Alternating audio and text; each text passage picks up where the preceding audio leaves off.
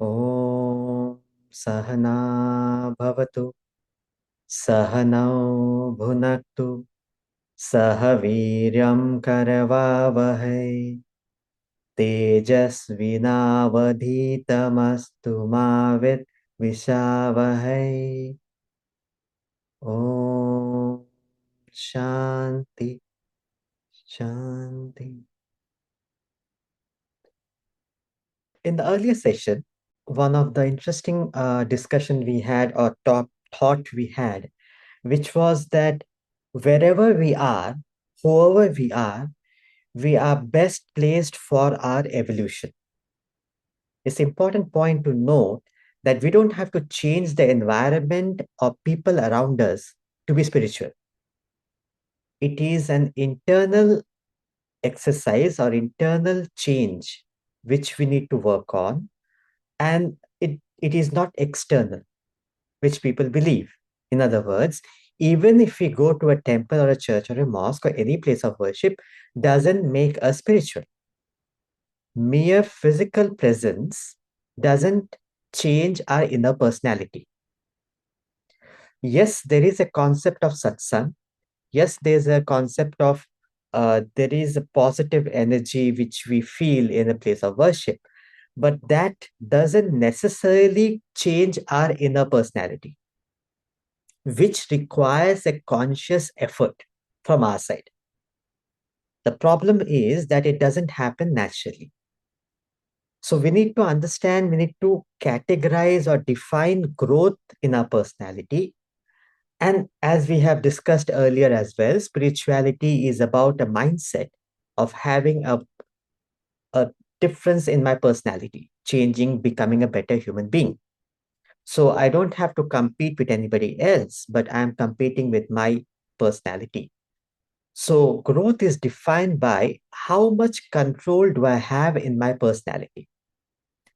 Better the control, more spiritual I am. If I lose myself in any situation, circumstances, that's my level. And one of the point I did mention that personally I do this. I keep track of kind of monitoring myself. Where do I what is my level? Whatever is your first reaction at the physical, emotional, intellectual, that is your present that's a present level. Eventually, we have to become better and better, yes, but I need to know where do I stand now here. So, in this topic, in this chapter, which we are doing, the code of living, the first topic which we concluded last time, the scope of spiritual education. Very important to note, spirituality or the education, Vedanta, we have to simplify it for our application. We can have the best of the food in front of us.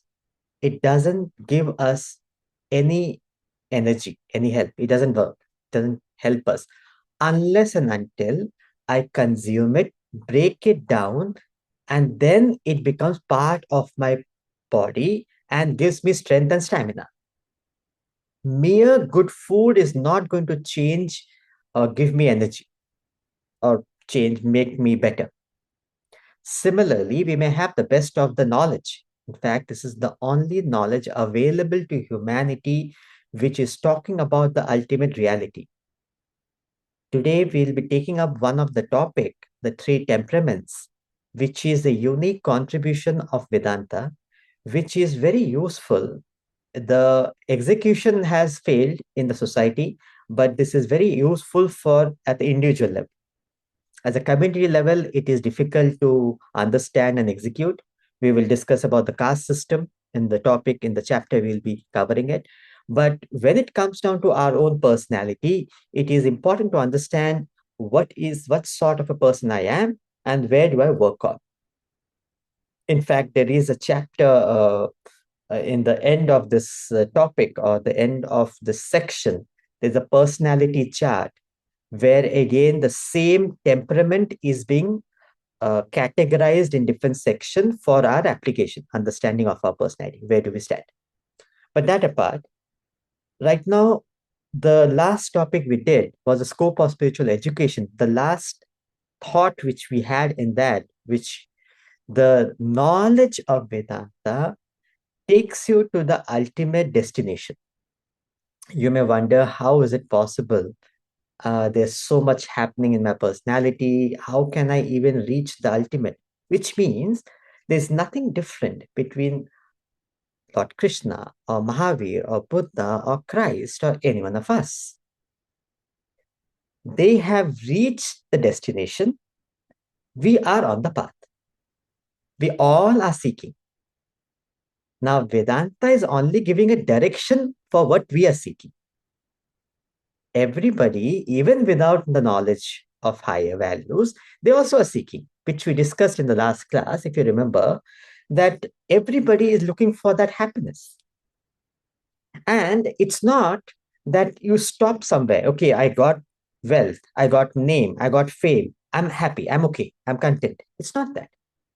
You keep on progressing, you keep on going until we are looking for that infinite in the finite world, or this finite exploration in the world.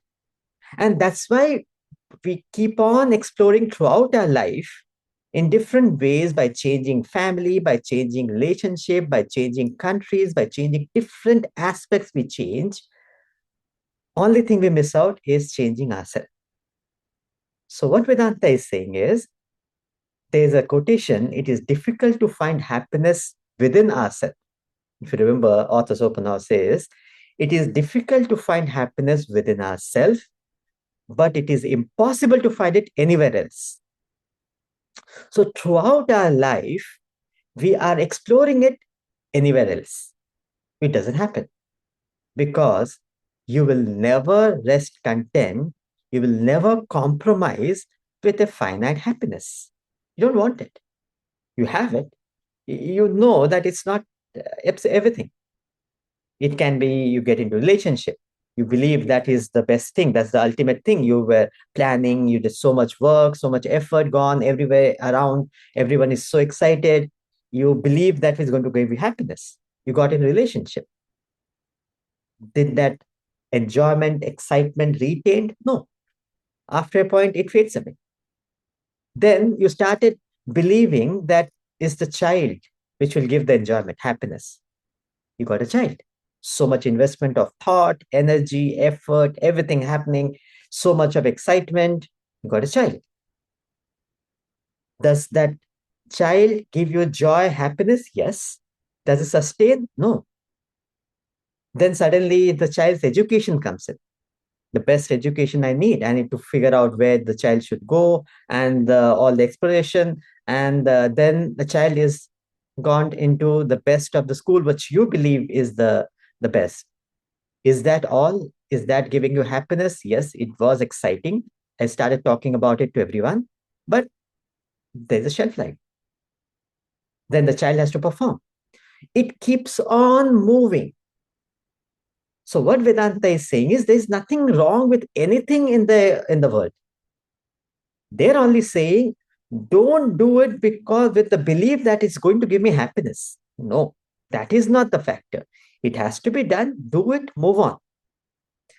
Happiness is not in the world. It is how you relate to the world, which we gave the example of an object and a being. It is your relationship with the world which gives you happiness. So the study of Vedanta is giving us a direction in life. Once we are in the right direction, doesn't matter how fast or how slow we are moving. That's not the point of discussion. Are, are you in the right track? Am I moving in the right direction? That is all matters in life. And what do you mean by being in the right track? Like we said earlier, simplify it for yourself, break it down for yourself, define it for yourself. So anything which helps you to progress in life spiritually is the right direction. Anything which is negative, which is dragging you down, moving you away, distracting you from your spiritual progress, it is wrong direction. Further define it. What is spiritual progress? Anything which makes you more dependent on the world is negative. Anything which helps you to become independent of the world is positive, is the right direction. Break it further. What do you mean by independence? Anything which gives you agitation, disturbance, drain you in the world is negative. Anything which motivates you, gives you inspiration, helps you to keep on moving, keep pursuing, keep helping, that is right direction. Nothing to do with the work, nothing to do with action, nothing to do with the world. World is a beautiful place to be in. It is the how we relate to the world, action we have to perform. How do we relate to action? In fact, the next chapter onwards, we'll be talking about right action.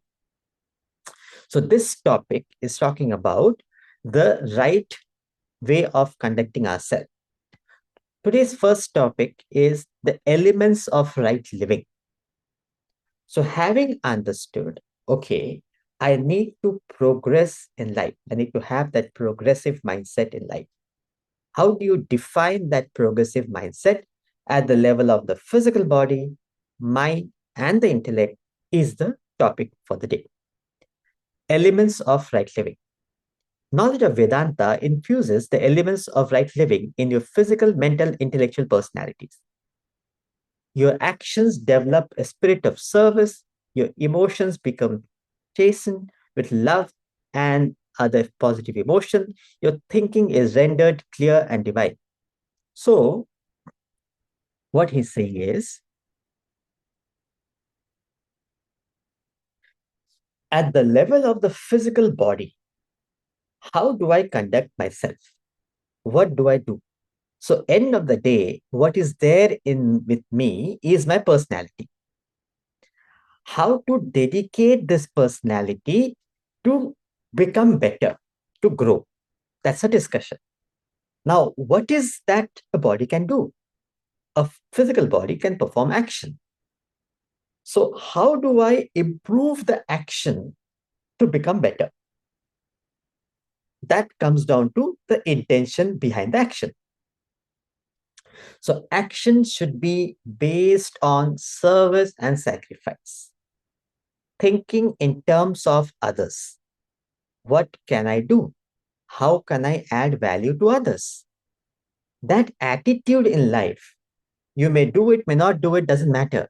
But that thought within you makes you spiritual, makes you progressive, gives the right direction. Any action, A meets B, is thinking in terms of what can I get from the other person?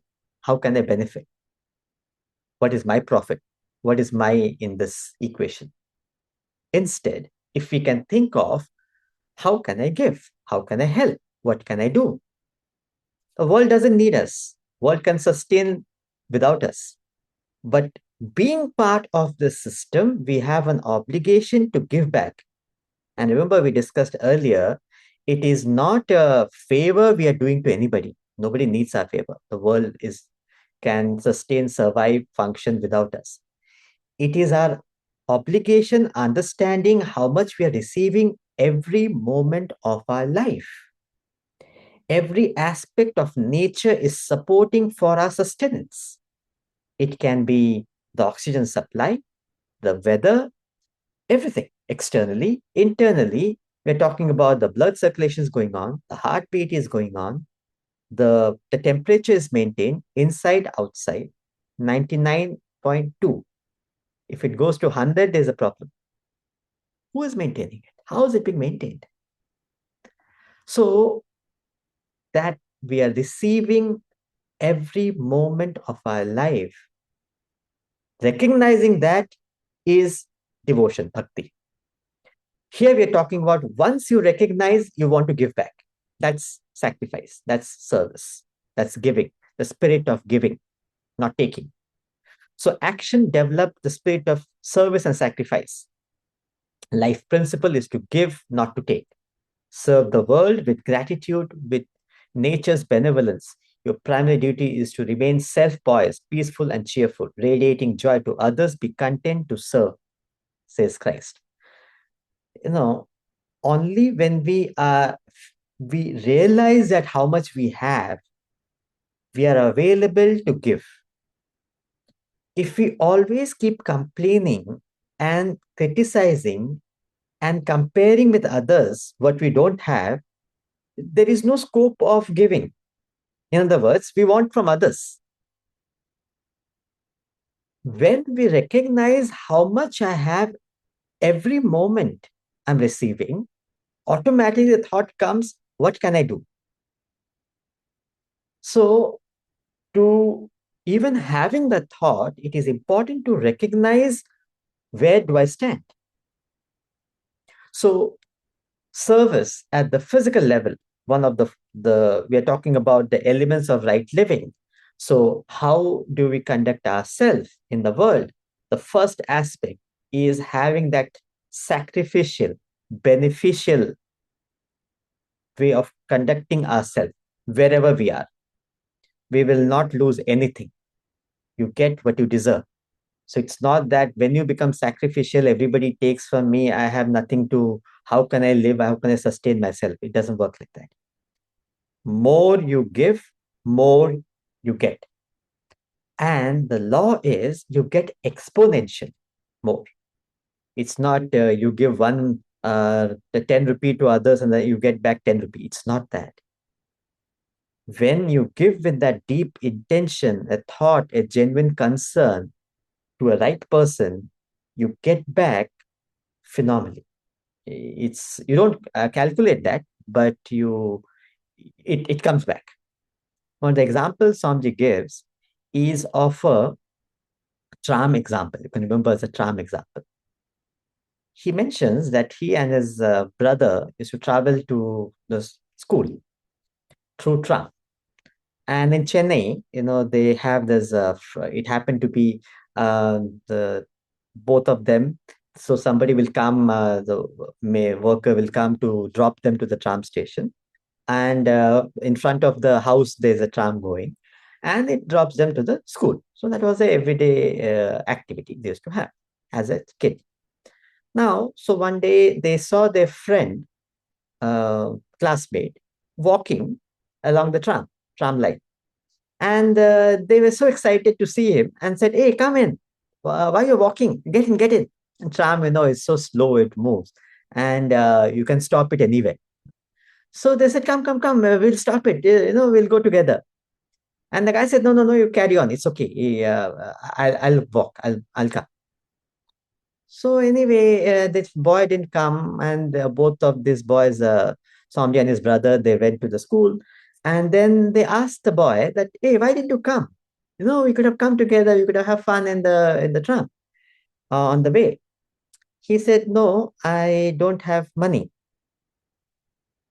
They were from a different opulent background. They didn't understand what is meant by a kid. How what do you mean by no money? Okay, you don't have money. Ask your mom; she'll give you. So the boy said, "My mom also doesn't have." So they didn't understand what's going on. They were quite too small to understand. So what they decided was they used to get one anna. Those days, one anna. They used to get for having chocolate. Both of them will have every day. So this two anna, one anna for Swamiji and his brother. One, two anna. So he told his brother that, what, we will give money to him. Half a anna, you're okay with half a anna? He asked his brother.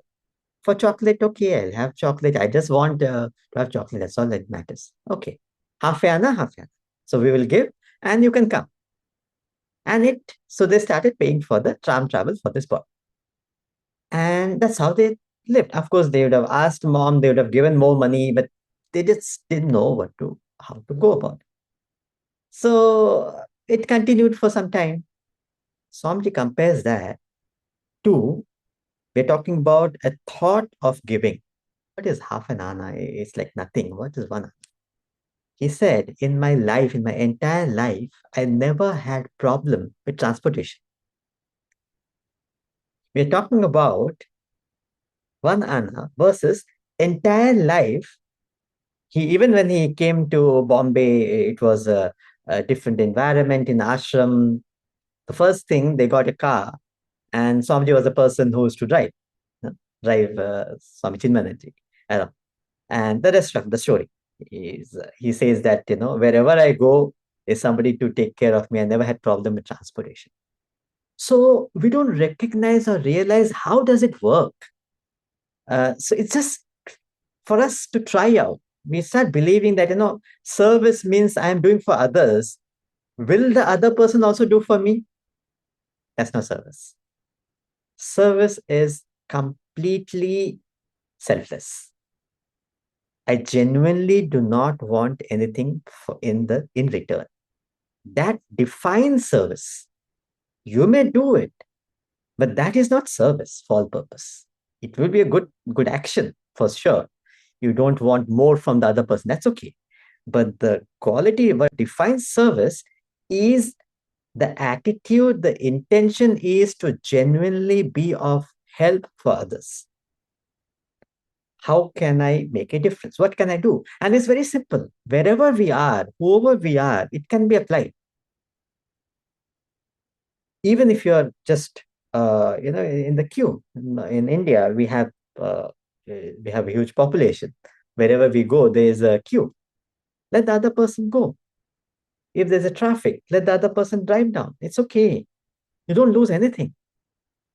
So that attitude in life, after you, that is what we're talking about service at the physical level. The first element of right living is to have that attitude of service and sacrifice in at the level of the physical body. Service is always with sacrifice. A very interesting note, service is evolutionary. So when you move out of your comfort area, which is sacrifice, you grow. That is growth. So you go out of the scope of your area to help to the extent possible, whatever you can do. You genuinely are trying. You may do it, may not do it. That's a different point. But your thought is very pure and you genuinely trying to help out wherever you are. So it can be your colleagues, it can be in the office, it can be at home, it can be you're walking down, you're traveling, wherever you are. So spirituality is about uh, dissolving our individuality, reducing our individuality. What happens in life is we are trained to always think only about ourselves. As we are growing up, all the time, the thought is on what about me? As a child, as a teenager, as an adult, we always are forced or tendency is to think only about me, right? So we become smarter, but what is smartness is we use the smartness for ourselves, our own personal benefit. Versus what they're saying is that's not spirituality. That's not spiritual. Spiritual is to increase our area of identification, which is possible. You can make mind map or you can have a sequence for yourself, which is possible. Increasing area of identification is equal to reduction of selfishness, which is equal to reduction of the focus on oneself. Selfishness is equal to whole thought is about me. How is things happening, catering to me? So when we start action level, what happens is only concern about myself. Here we are saying that's not growth. Growth element of right living. The first element is service. In service, it is a thought for others. And that sacrificial attitude in life, which means I sacrifice my personal interest for the sake of somebody else, somebody else's benefit. So that moves me out of my comfort zone. And the second part is that I'm able to identify somebody beyond me. They also matter. They may not be anybody related to me. On the street, somebody is walking. How does it matter? I am not related, I'm not connected, but still, I'm concerned. If I can do something, I do it. There's a very beautiful, movie we watch in the academy. It's called Les Miserables, French movie. There's a theater play as well, Les Miserables. In that, it highlights the concept of sacrifice, right? Giving, spirit of giving we are talking about. In the movie, it's a very beautiful movie. Uh, it's to cut it short, there is a person, the hero, the actor, is a very sacrificial person, but he is into utter poverty, and in that process, he had to steal a bread for his family and medicine for mother. And he got caught for stealing bread and medicine, and he was put into jail. Now, the jailer was so bad, so harsh. He was in jail for almost, I think, 20 years just for that simple act, innocent act, or act which was out of desperation.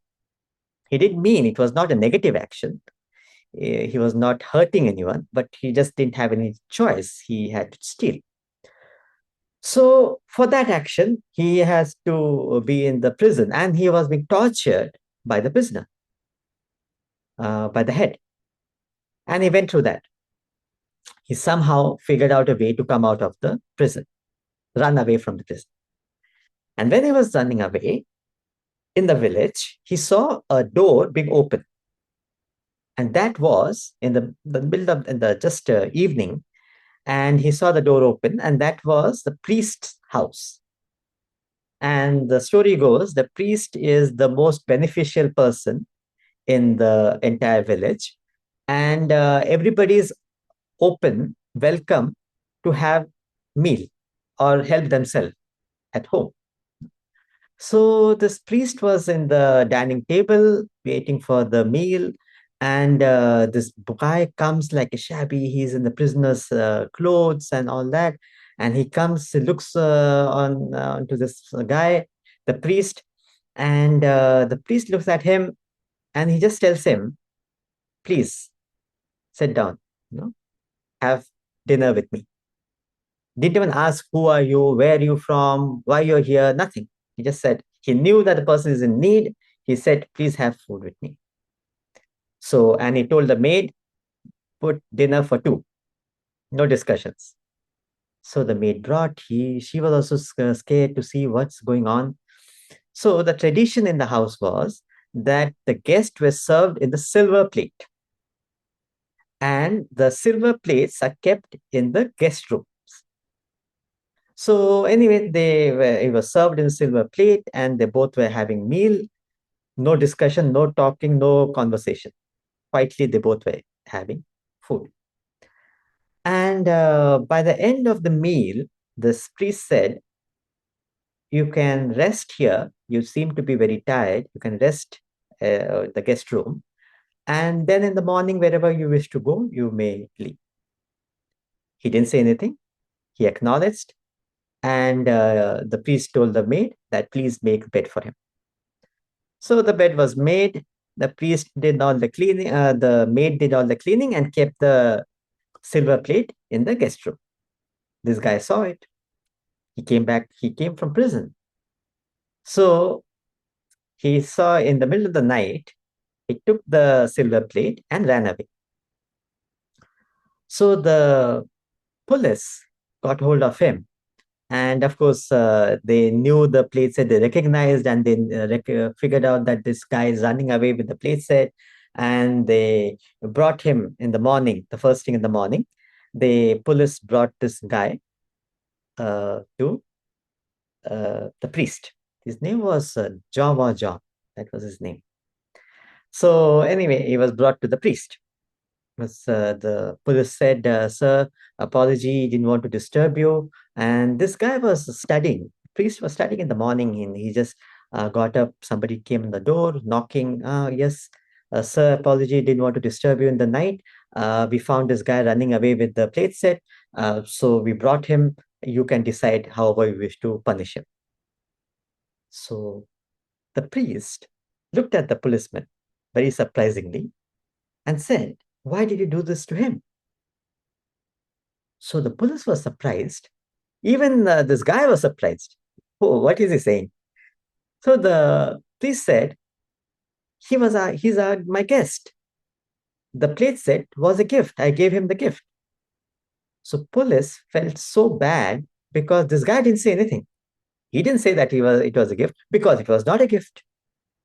So the police apologized to the man and said, "That's so sorry. We didn't know. I didn't realize it was a gift. Please, sir, you are free." And the police left. Then the priest on the dining table or the lounge area, there was a solid silver candlestick. So what this guy did, he said, "Son, why didn't you take this? This could have been more useful for you." And this prisoner, he was surprised. He didn't know how to react. And then the famous saying, he picked up the candlestick and he gave it to this guy, John, and said, "Son, remember, life is to give, not to take. Remember, life is to give, not to take." That one action of giving, what is right giving? What is sattvic giving? You see the rest of the movie, this person was completely transformed. Rest of his life, he only served and served the society, and he became the mayor. And then, even by becoming a mayor, he was only serving. He was the first person taking initiative and helping. And the rest of the story, you see it. And in the end of the story, he again, there's a dog girl who he married a boy, and in the end, he gives his son-in-law for all purpose. He gave the same candlestick to the son-in-law and said, "Remember, life is to give, not to take." So that attitude of giving, see, it's not just giving. Very important to note. Imagine you give some money. There's a person begging on the street. You disgustingly open the window and just throw the money and it's go away. That's not giving. There has to be a respect. In Bhagavad Gita, one of the scripture it says, what is right giving? Right place, right time. You give to the right person. That is right giving. That's sattvic giving. So you genuinely try to understand the other person's perspective and help him out with what he needs, what is beneficial for him. It's not material giving. You see a child on the street, you may believe that, okay, you know what, maybe it can be you carry biscuits with you or whatever, chocolates with you, or you feel that, no, you know what, he needs education. So can I take him to some schools and whatever. However, we are talking about not the specifics. We are talking about a general attitude of concern, thought for others. That is service. You sacrifice your personal interest for others. That defines service. So, the level of the physical body, the first element of right living is to have that attitude wherever we are, whoever we are. It doesn't have to be only at home, only with five people. I am service oriented. But when it comes to anybody else, I don't care. The liftman, I don't care. The watchman, I don't care. No. A genuine concern, whatever you can do in your own way, within your capacity, your thought is positive. Action may be according to your capacity. That's okay. The next aspect of right living is having that universal identification. Emotions become chastened with universal love. Realize your identity with the world, oneness with the whole. Love means feeling another's pleasure and pain as your own. Rise in love avoids selfish attachment. So here we are discriminating between love and attachment. We will be covering it in the later session. Here it's talking about having second element of right living At the level of the mind, so at the level of the body, we have to have that genuine concern, attitude of service and sacrifice. At the level of the mind, we need to have unconditional affection. One of the thought Swamiji says is, you give to a person who you know that there is no way he can do anything for you. That is true giving. You know that he can't help. He don't even know you. So that is true giving, where you don't talk about it. So a genuine identification with others without any condition, no conditions applied. Moment the conditions applied, it is attachment. The definition is love plus selfishness equals attachment. A pure feeling of affection combined with selfishness minus in that equation is equal to attachment. Attachment is nothing but mental dependency on the world. So, moment I color my emotions, my purity of affection with my selfishness, I become dependent on the world. Mental dependency is called as attachment. Meaning, physically, it is easier to understand. At the physical level, imagine we sit down and we tie ourselves with all the furnitures around me. Now, in the process, what I did is I constricted my movement. I'm sitting down and I tied myself to all the furnitures around. I restricted my movement. In other words, if I have to move, everything has to move along with me. That is physical limitation. Same thing we do innocently at the emotional level, which is called as attachment. Mentally, we tie ourselves to object and beings of the world. If the person is there, I'm happy. First level of attachment is, if the person is there, I'm happy. The person is not there, I'm not happy. Next level of attachment is, if the person is there and is happy, I'm happy. If the person is there and is not happy, I'm not happy. I'm adding more conditions for myself. Third level is, further I go, the person is happy, person is there, person is happy, and she's happy for me. Then I'm happy.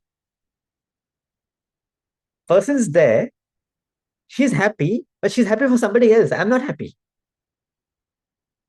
So I keep on adding more and more conditions for my happiness. I'm making it more difficult for myself. So Vedanta says, why are you doing that? Why do you have to color your emotions with selfishness?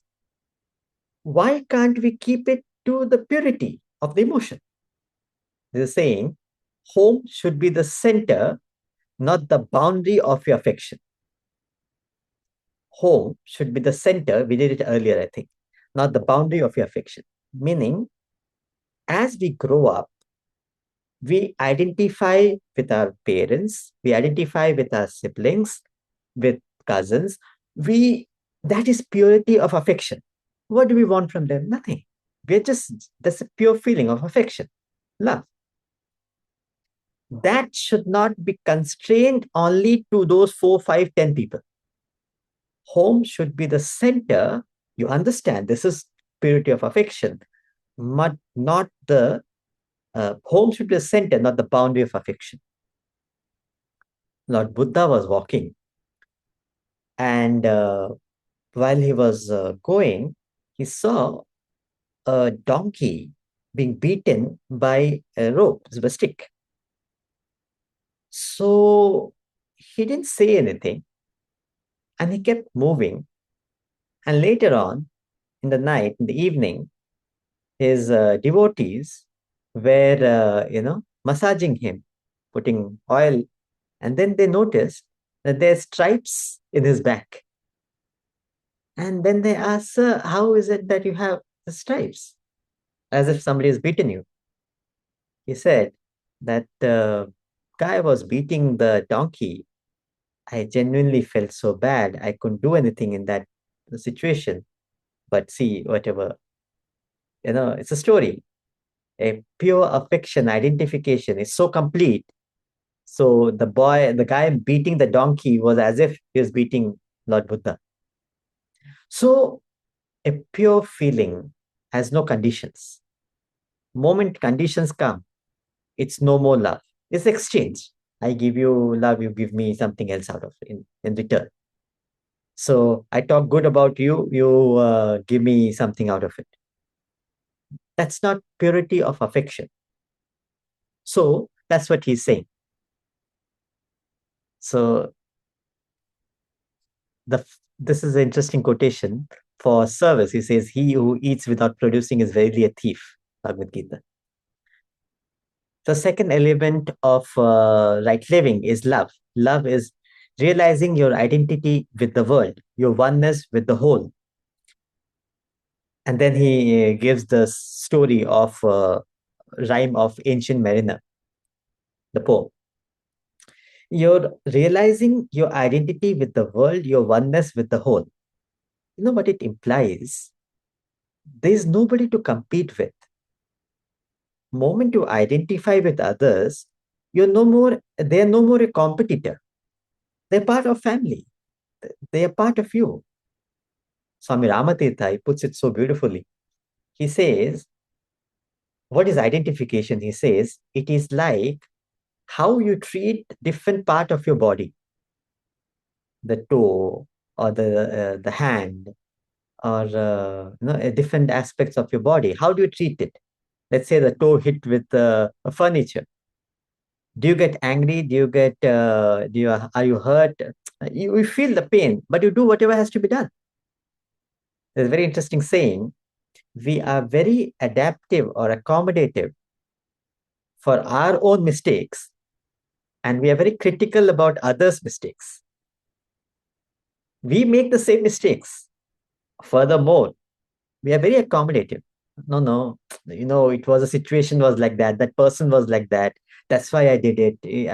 I am not like that. We justify. Other person makes the same mistakes. No. How can you do that? You're a human being. You should have the knowledge. You should have the understanding. How can you not, live like a proper, apply your intellect? All that we say. We also making mistakes. So identification is let live and let live. Leave them alone. Each one has a way of conducting themselves. We need to have respect and regard for each other and function accordingly. That is identification. That is love. Attachment is you live according to my conditions. That is attachment. That comes when there is a expectation from selfish expectation in the equation.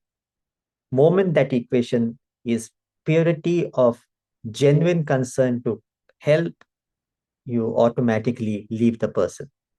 Guide, help wherever necessary, but you are not stopping the progress of the person.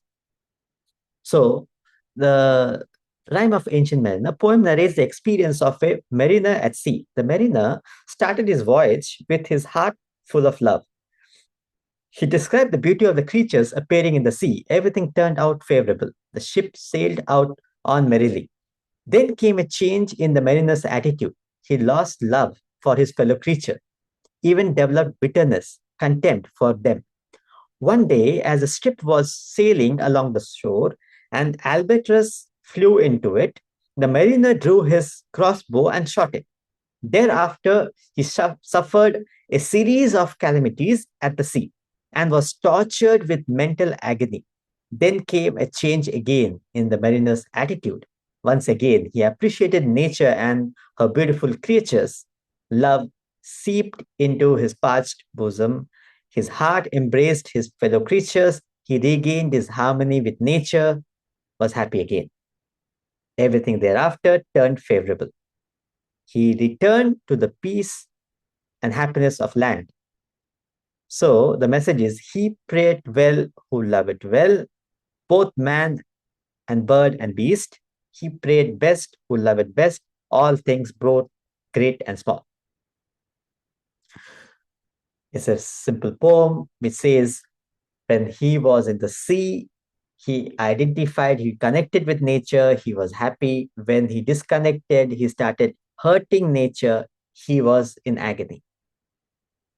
So, the point being, love means identification with others, to feel exactly the same way as another does, nothing more. What pleases other pleases you. What pains them pains you. Your pleasure and pain aligns with those of your fellow creatures. This is true love, a feeling that emanates from a pure mind. So, the second element of right living is to have that unconditional affection, pure feeling of love for one and all. Remember, love is universal, attachment is preferential. The feeling, what they're referring to, is a genuine feeling within oneself in the pure form, which has no reason, no conditions. It is universal for one and all. You may have obligation, responsibility for family, children, that's a different point. But it doesn't stop you to have that affection for others, concern for others. So, moment it is only I feel for few people, it is preferential. That's attachment. I love you because you love me. You give me something in return. Physical level, material, physical, emotional, intellectual. I get something out of it. Then I have the affection for you. Moment that is stopped, I don't have the affection. That is not love, that is attachment, he says. The third element of right living is knowledge. So, we need to gain knowledge and understanding in life. Apply knowledge in our day to day activity. Thoughtful living is being spiritual. It's not merely mechanically living, but living with an understanding, with knowledge of higher values. Vedanta is just talking about higher values of life, fundamentally talking about laws of life. So it's nothing unique about it. It's only saying that if you have to conduct yourself in a particular way, these are the laws of nature. Understand the laws and apply yourself. Moment you understand it better, you are in a better position to conduct yourself. That's all they're saying. So, as the body serves and the mind loves, the intellect must seek the true knowledge, the knowledge that distinguishes the spirit from matter, that discerns the eternal from ephemeral, the real from the unreal, the knowledge which enables you to perceive the underlying divinity in all beings, the changeless substratum in the changing phenomena of the world. Such knowledge is derived through independent reflection and contemplation upon the truths laid down in scriptures. It is not mere erudition and scholarship, it is scripture literature. But assimilation and absorption of the knowledge embedded therein, the knowledge that reveals the self within. People have distanced themselves from the self, unaware of their essential being, lost in ignorance. So, what is he saying? There's a book called as Short History of Nearly Everything by Bill Bryson. I don't know if anybody has read it. Bill Bryson writes a book, Short History of Nearly Everything. A very interesting book where this guy, he talks of facts, right? He is a very philosophical person. So what he says is, the preface itself, he talks about creation of the world. So he says, imagine you have been given the responsibility to create the world. You are given that position that you have to start create the world. So preface, he writes that the fact that you're reading this, thank your stars that how many things have gone right that you are able to read it. You're alive, you're surviving to be able to read it. And he gives facts in terms of the galaxies, in terms of what all is happening around us, and how the earth is a conducive, how difficult or how exclusive it is for the earth to be so uh, available or sustainable for human existence or life being existing here. So he gives all the facts in that, in the preface. And based on that, he says that the fact that nothing has hurt the earth, thank you, stars, that you are still alive and you're able to read it. Then the first chapter, he talks about creation. In that, he says that if you are given the task of creating the world, what will you do? Where will you start from? So he compares it with cooking. If you have to make a dish, you need the recipe, you need the know-how, you need the utensils, you need the all that. So he says, okay, to create the world as it is today, here now, you will need the basic stuff, a conducive environment, sustainable galaxy to create this to start from. Then he talks about the cellular, the atomic level. No, it's I give you the concept, the atoms, and put together is. Then he put a note in that he says, I don't know what is in this combination of atoms which makes you different from me, different from anybody else. Very philosophically he puts it. If you go back to the cellular level, if you go deeper in your personality, in anybody's personality, we all are made of, let's say, the cells. Break it down further is atoms, electron, proton, neutron. Break it down further, it's a quantum. So when you go to the source of it, it is the same. That's what they're talking about. The knowledge of recognizing, going deeper in your personality. When we are at the physical level, everybody is distinct and different from me. I look different from the other person, so they are different, right? So there is more discrimination. So everybody is a competition, everybody is different, everybody is, uh, there's nothing sync in between me and the other person. Maximum I can relate to is Indians. When I go deeper in my personality at the emotional level, everybody has pure feelings, lovely emotions. What is different between the Indian and or a Pakistani, or a Russian and a Ukraine? What is different in the Israel or Italy or Iran? They all the same. People are human beings. They have lovely emotions.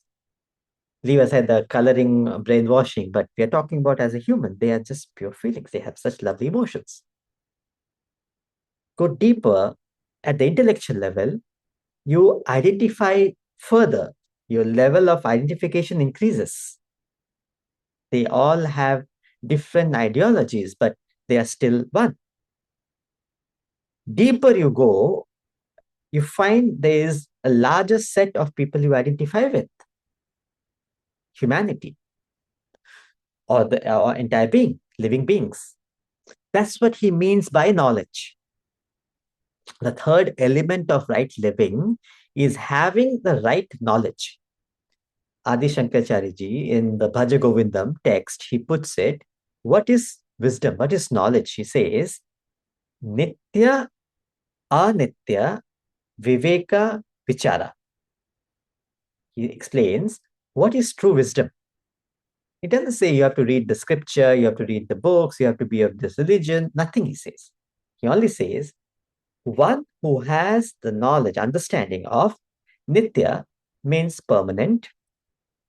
In Sanskrit makes it negative. Nitya means impermanent. Viveka is intellect. Vichara is thinking. A constant awareness, a constant recognition of what is permanent and what is impermanent in life is knowledge, is wisdom. Nothing else. So, moment I am aware of what is permanent, what does it mean? I give importance, I give value to the permanent aspect more than the impermanent aspect. Why will I invest in a losing share? I will invest in something which is going to give me returns, isn't it? Vedanta is the only investment you can do. The knowledge we are talking about, the pure knowledge, is the only investment you can do which has a sure short return. This knowledge is like a life insurance. You keep on paying the premium and you wonder, will it even be helpful? Or it can be a car insurance. You keep on paying the premium and you wonder that, I'm just paying, it's of no relevance. Why am I doing this? But what is important is it comes handy when you need it in crisis. Similarly, investment of your time and effort in learning this knowledge, gaining this knowledge, deeper understanding of this knowledge, applying these ideas in our day to day life is going to help us in our own life in long term. It's a sure short return. This knowledge is so useful, important. It doesn't have any fallback. You can't say, I've invested in this knowledge and it has not helped me as a person. It's not possible. You try and understand this knowledge, the ideas, the laws, and it has to make you a different person. Your perspective changes. Even in a relative sense, around your own folks, they say that, you know what, you seem to be very different.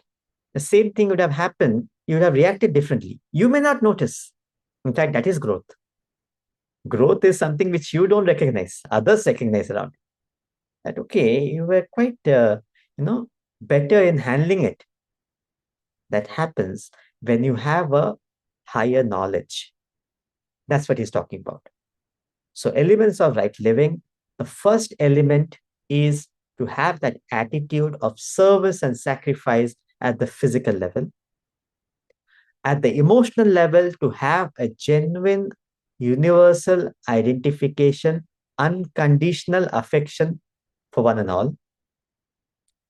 And at the intellectual level, gaining pure knowledge, gaining a knowledge which helps us to discriminate between what is permanent and what is impermanent in life, going beyond the differences which is seen, perceptible, to the oneness which is imperceptible. That which is common in all of us is that reality, that self, which exists. It's pure consciousness. There's nothing dividing it. So, to gain that understanding better makes us knowledgeable. That is wisdom. That's true wisdom. By maintaining this three discipline of service, love, and knowledge through daily study and reflection, one detaches from the lower, attaches to the higher, and evolves to the state of perfection. We conclude here.